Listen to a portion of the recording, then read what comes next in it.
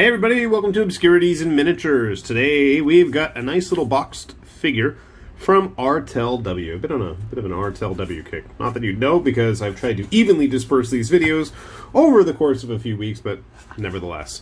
We have, yeah, that absolutely needs to have it labeled.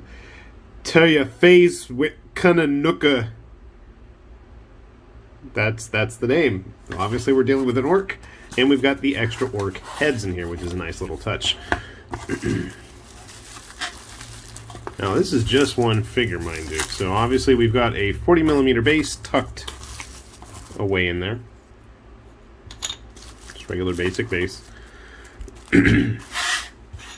We have our bonus heads, which I'm absolutely going to hold on to, because these are compatible with all of the other knob, mega armor looking dudes that Artel makes. Very orkish. I think that's the head I want. Our friend here, Tah Yah Faze Nookah, is most likely going to be built for close combat. That is an absolute pile of parts for just one guy. The cool thing about these is they do have plenty of options. Now, I admit, when I read that it was on a 40mm base, I was a bit worried. Now, I know that knobs are supposed to be about that size, but I was afraid because I built a few other Artel W orcs, and I'll bust them out here once I got this guy all put together, but they always seem to be quite large. So I was a little afraid that, oh, these are going to be kind of grunty, runty, little, you know, pea shooter types, but you can see this is quite an embiggened big boy here. So we got the legs nicely detailed, as is always the case with the Artel models. A little bit of cleanup more than usual, just because as I drop it, we've got a lot of those little extra contact points where the model was cast that need removing. Got a big honkin' gun. Now, you can go both ranged or close combat. That is an option. There are hands for both.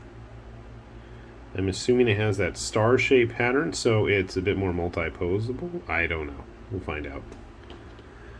My big problem with orcs is always trying to figure out what to do with them paint-wise. That looks like it's snapped. There we go. That at least is fixable. We can handle that. It's supposed to go like that. But you have that option available, which I probably will still use, for clawed buzzsaw hands or the big gun. Nice big spike rack. A splattened knight, it looks like. We're not going to see a whole lot of him. He is supposed to be being stepped on if you want to use him. Interesting. I don't think Artel's made anything like that yet. Let's see what else. That's the broken off piece. Oh. We also have the other hand, which is going to be a claw as well. I do not think this is broken. I think you can position the other finger however you like. And there's probably some other goodies laying around. A rocket. And a flamer. I want to say these actually attach under the barrel of the gun.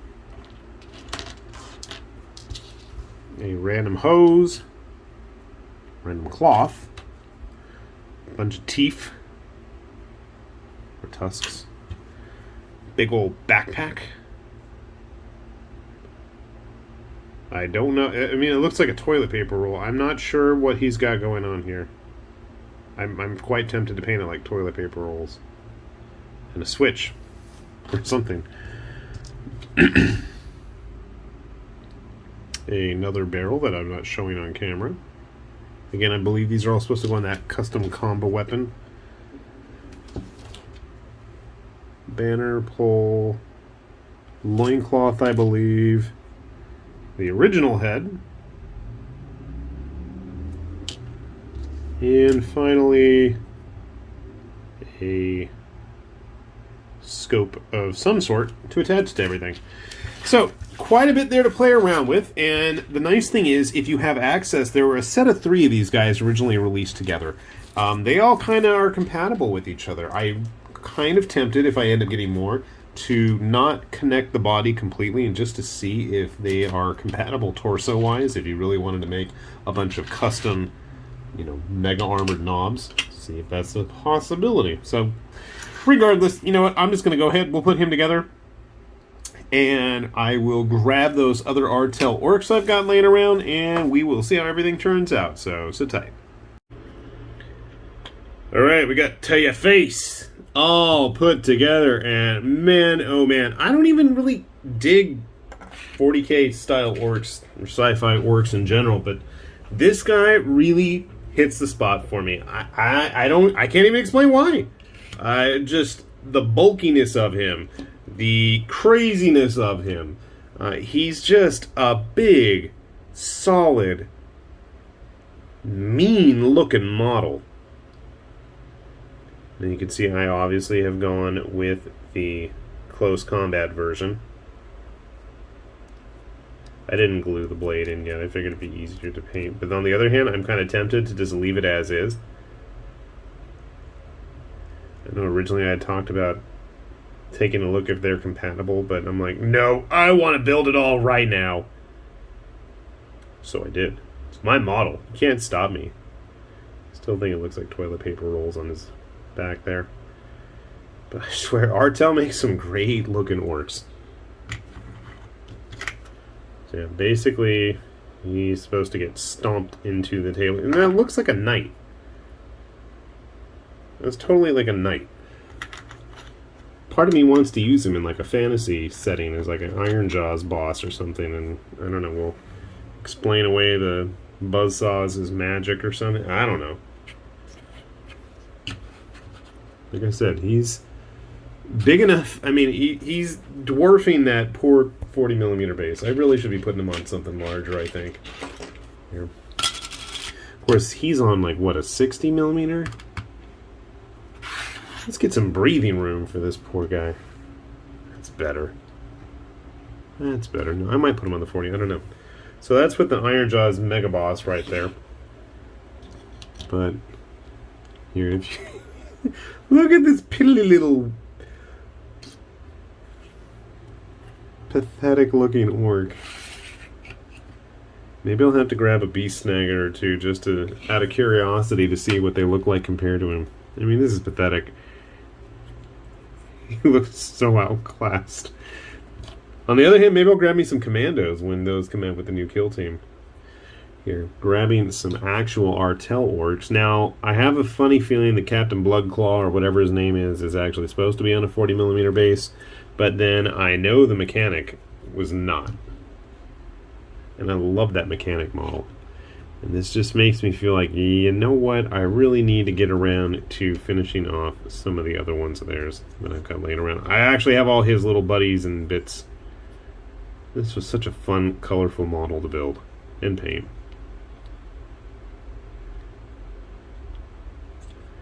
What kind of colors did I use? Just lots of blacks and browns.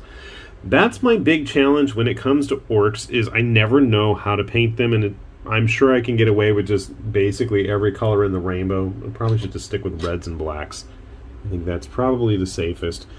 Honestly, I gotta say, fun model. I'm looking forward to probably tracking down his buddies and picking those up. And I'm gonna have to find a good excuse to get this guy into a game. Now, I do not plan on picking up hordes and hordes of orcs, but if ever there was an army that probably fit my style of, you know, just goofing around and putting stuff together, it'd probably be them. But I just have never been a fan of GW's orc aesthetic, unfortunately. Now, the beast snaggers are coming close, though, I gotta say. They are pretty interesting looking to me.